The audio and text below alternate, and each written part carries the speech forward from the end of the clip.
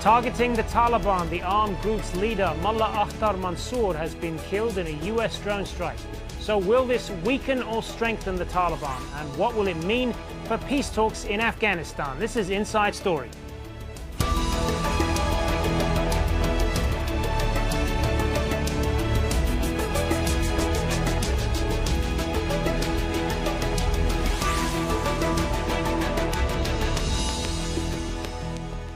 Hello and welcome to the program. I'm Hazem Seeker. It was less than a year ago that Mullah Mansour was announced as the leader of the Afghan Taliban. His death in a US drone strike on Saturday could potentially throw the group into a period of confusion and internal power struggle. The attack happened in Balochistan, a Pakistani region near the Afghan border. But do targeted assassinations weaken groups like the Taliban, or does a new leader simply take over? And what does Mansour's death mean for peace in Afghanistan? Lots to discuss with our guest today, but first, Mohammed Val has this report from Kabul. This is reportedly the car Mullah Mansour was driving when he was targeted. Amateur video appears to show the vehicle still on fire and completely crushed. The two bodies inside this hospital are believed to belong to Mansour and one of his senior aides. This comes after several hours of conflicting reports about the aftermath of a US drone strike on Mansour's vehicle. The United States conducted a precision airstrike that targeted Taliban leader Mullah Mansour in a remote area of the Afghanistan-Pakistan border region. And Mansour posed a continuing imminent threat. Afghan intelligence services say Mansour was killed outside the town of Delbandin in the Pakistani province of Balochistan. Mansour's death comes less than a year after he was officially announced as leader of the Taliban. He took over after the death of Mullah Omar, who had founded the armed group. Mansour is seen as one of the Taliban's most powerful and respected senior commanders. He had been able to conceal the death of Mullah Omar for almost 2 years, even from some of the leading Taliban figures. During that time, he signaled that he may be open to peace talks and open a Taliban liaison office in Qatar for that purpose. But under his leadership, the Taliban refused to attend a recent invitation for negotiations by the Afghan government. There is another new opportunity for all the Taliban groups to come to the negotiation table and join the Afghan-owned, Afghan-led peace process. And it's going to be an Afghan process with the hope and understanding and expectation that we would put an end to the violence that is only killing and targeting the innocent Afghan people. The Taliban also launched more attacks under his watch, including taking over the provincial capital of Kunduz before being forced out. The Afghan government says Mansour's killing should discourage those Taliban leaders who are refusing to hold talks and help bring to the fore those who may want negotiations. But analysts say that scenario is unlikely because Mansour's first deputy is Sirajuddin Haqqani, a field commander and senior leader whose Haqqani network has been behind most of the recent big attacks in Afghanistan. Mohammed Val, Al Jazeera, Kabul.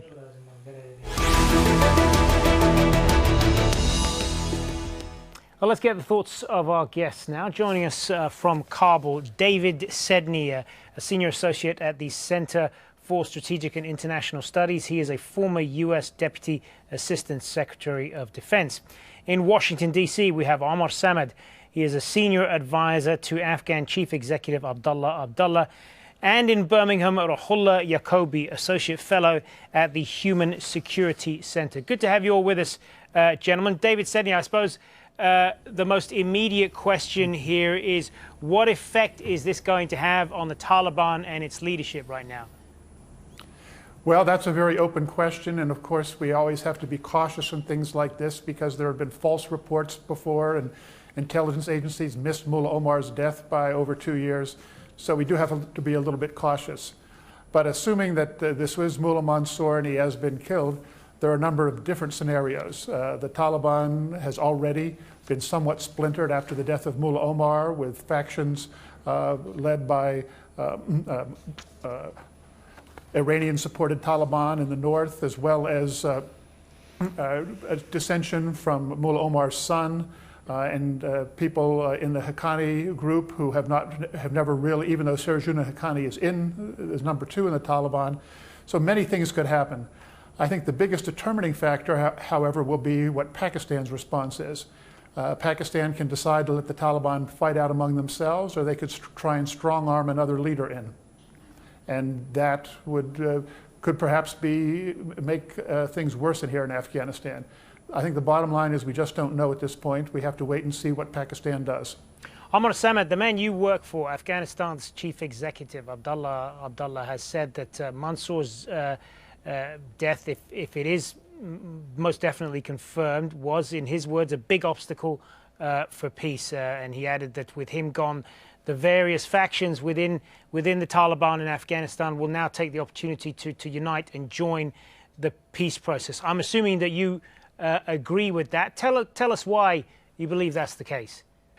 Yes, there is an opportunity, of course, for any group or any individual who either belong to the Taliban or any other armed groups fighting the Afghan people and the Afghan government to break ranks with militancy and with, at times, terrorism, and to join the Afghan family. I mean, they have been offered all types of incentives, including becoming a political force, a non-violent political force. They have not accepted it. They're continuing to wage war on the Afghan people and on the Afghan forces and the Afghan government.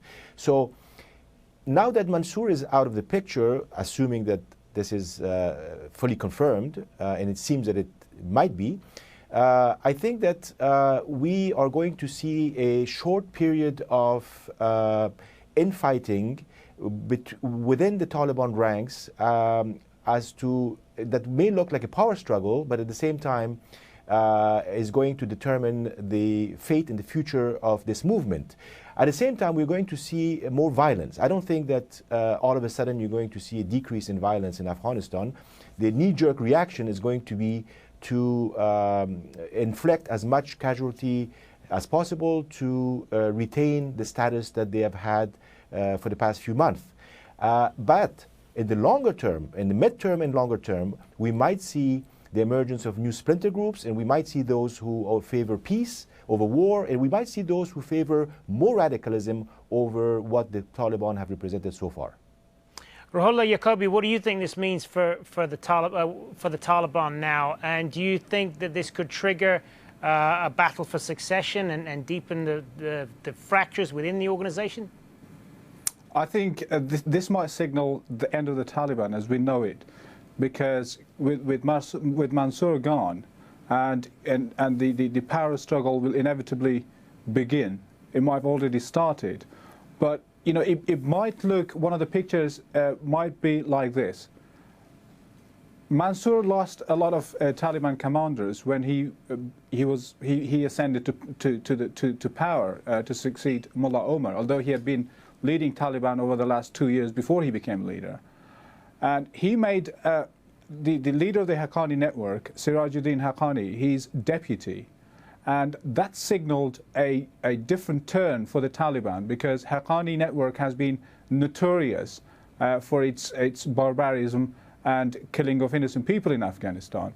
So we might actually witness a Haqqani network takeover of the Taliban, but also you will have the splinter group within Afghanistan who will look at themselves and see if they have any future, because the timing of this targeting of Mansour is very interesting, given that it was reported last week that the Afghan government has reached a peace agreement with Gulbuddin Hekmatyar, who's been a veteran of Afghan conflict. Now, that in itself signals a big change for, it may work as an incentive for many people within the Taliban hierarchy to think about whether they see themselves as a subordinate of Haqqani network, or they want to join Gulbuddin Hekmatyar in joining the peace process. But also, we shouldn't discount the role of the role of Pakistan here, because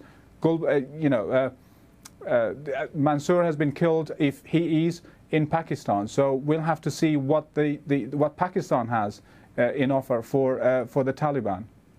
Yeah, we'll talk more about Pakistan in just a moment, but I just want to get on to this issue of the targeted assassinations now, which have been a central part of the U.S. so-called counterterrorism operations around the world. I'm going to show you this graphic now. It's particularly been apparent since President Barack Obama took office. He's increased the number of targeted killings using special operations and unmanned drone strikes. Al-Qaeda founder Osama bin Laden, for example, was killed in a U.S. Navy SEAL raid in May 2011. Anwar al-Awlaki was killed in a drone strike a few months later. He was the head of Al-Qaeda's branch in Yemen. And the U.S. military has also used drone strikes to kill several ISIL commanders, including one of the group's executioners known as Jihadi John. So let's move on to Pakistan then. And if I come back to you, David Sedney, these drone strikes have been a long-running source of tension between the United States and Pakistan. What effect is this going to have on that relationship? It's not going to be good, is it? Particularly when we understand from the news reports that it wasn't clear whether they had informed Pakistan at all, whether they had found out about it afterwards or before. Well, I think it's important to realize that the United States so-called drone attacks have been carried out consistent with international law. Well, I don't represent the United States government anymore. It's an issue that I've followed very closely. And if you look at what the United States government officials have said over the year, they've always been very clear that they only carry out these kind of operations where there is sovereign government approval or acquiescence. And I think perhaps after the death of Mullah Mansour, but maybe even outweighing that, is the fact that this particular strike took place in the Balochistan province of Pakistan. If you look at the past history, if you map them all out, you will not find a single one in the last 15 years that has been carried out in Balochistan. Now that's despite the fact that Balochistan, particularly its capital Quetta, has been the place where the Taliban has been headquartered. It's where they store their arms. It's where they make their IEDs. It's where they store their high explosives. It's where they buy their cars. It's where they ship arms and ammunition all over Afghanistan to kill innocent civilians. And they do this openly right where the Pakistani military and intelligence can see them. And so it's clear the Pakistanis have acquiesced to this. Now, over the years, Afghan leaders, President Karzai in particular, have pushed very hard for American action in Balochistan, and it never happened. It did happen yesterday. There's no such thing as the Pakistan-Afghanistan border region. There's one area on one side of the border that's Afghanistan, and on the other side, Pakistan. And if you look carefully at what is said, when the United States does something in Afghanistan, it says Afghanistan, and when it does something in someplace else, it says the Afghan-Pakistan border region, which means, of course, it's really in Pakistan. So this is a big change. The Taliban in Quetta have been living a free and easy life. Their children go to school, they have easy access to medical care, they walk the streets with no problem, and they've never had to worry about attacks like this as their colleagues in North Waziristan, South Waziristan, and other areas of the Fatah have had to worry about it. Now they have to. Now it's possible this is just a one-off thing because of Mullah Omar, but again, two things are important here. First, this doesn't happen unless there's some kind of acquiescence by Pakistan, and that leads to a whole trail of issues and concerns, I think. And secondly, it's going to have a huge impact on the Taliban because they're no longer going to be able to feel safe in their sanctuary. Will that mean they leave? Will that mean that they look for even greater support from Pakistan? Again, very hard to predict the future, but I agree with Mr. Yakobi that this is a major, major defeat for the Taliban and could mean as much as the beginning of the end of this war. All right, let's put some of that then to Omar Samad. David Sedney was making the point there that because this attack happened in Balochistan, which goes beyond the areas that they've targeted before in Pakistan, do you think that this is just a one-off? And what does this tell us about the United States' willingness to go after the Taliban leadership in Pakistan, which the Western-backed government in Kabul has repeatedly accused of sheltering? Well, this is significant in the sense that it is happening in Pakistan and the drone hit the Taliban leader inside Pakistan. And whether this policy or this is a shift or a one-off, we will tell, we will know over the days to come. What is very important is the Pakistan reaction. We haven't heard of any reaction yet, which to me signals maybe some level of surprise on the part of Pakistan. I'm not sure if they were they were aware of this, or they were told ahead of time, or they were told during the operation itself.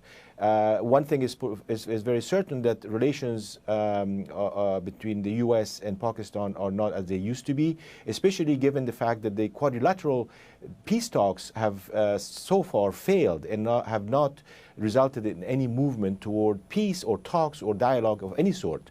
So the message from Washington is a very strong message, a very, in my opinion, a very pure and targeted message. How Pakistan reacts to this is going to be very interesting.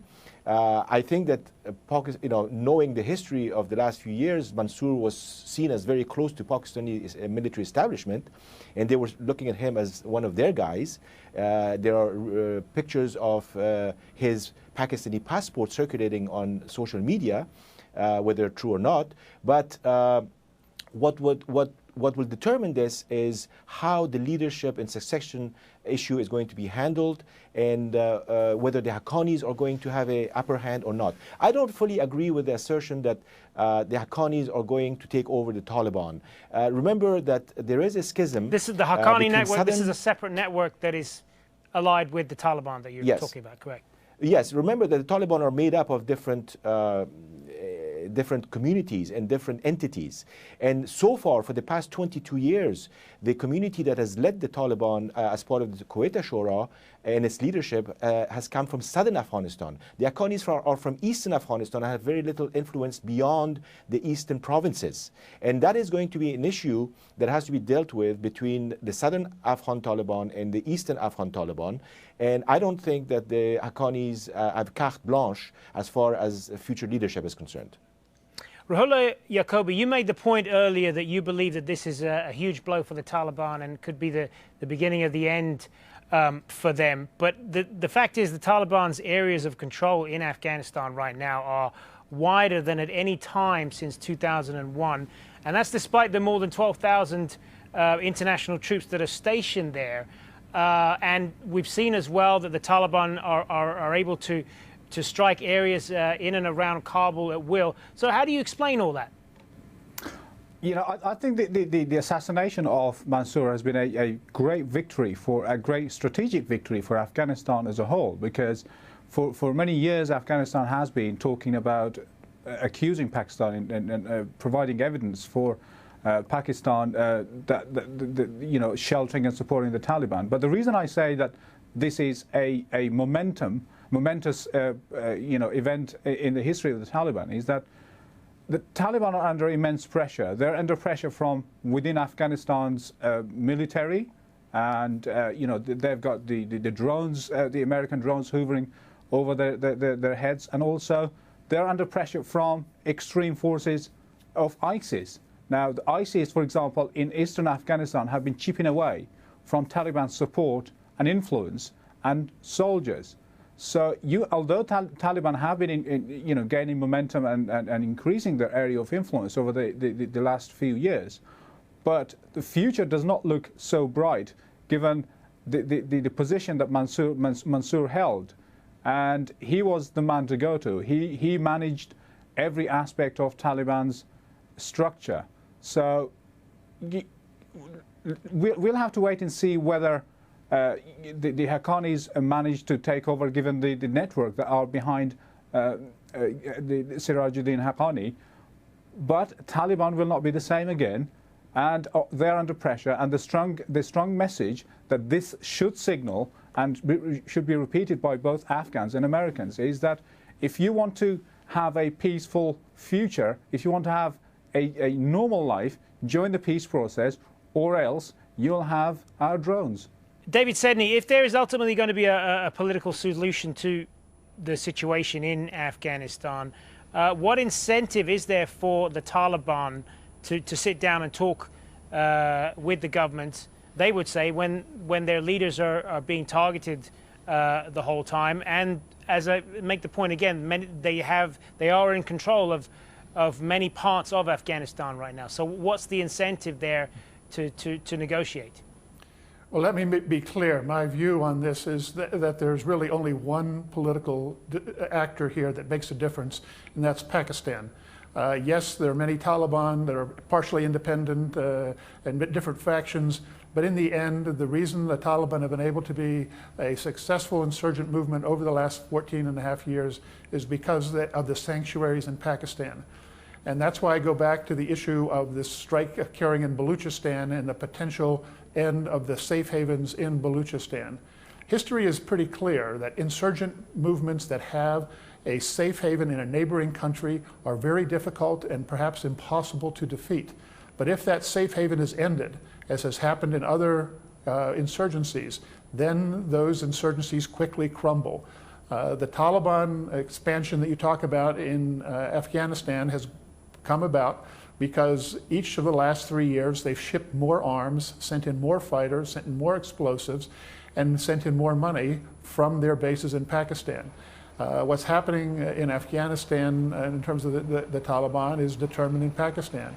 So if this attack in Balochistan actually is something that signals Pakistani displeasure with the Taliban, and in the very best case, if the Taliban were to start moving against these widespread safe havens, arms depots, weapons transshipment points and stuff, I think the Taliban in Afghanistan would fairly quickly crumble. There would, of course, be some remaining areas, but I think that would be the best way towards peace.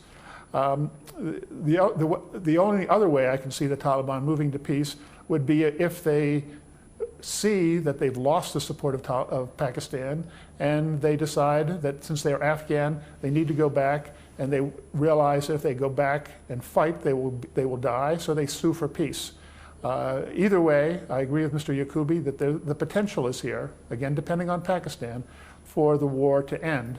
But I have to caution also, as Omar Samad said, Pakistan has not made a reaction yet. That could be because they were surprised.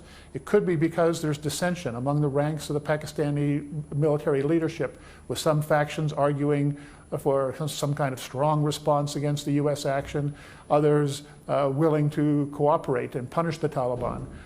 We really don't know, and it's very odd that over 24 hours after this action, there's been no official Pakistani response. The Pakistani press, which is very tightly controlled by the ISI, has issued very straightforward reports with no opinions. So we'll know what's going to happen as soon as we hear from Pakistan. Let's come back to Omar Samad and get his view on that. What are the implications of all of this for Pakistan going forward then?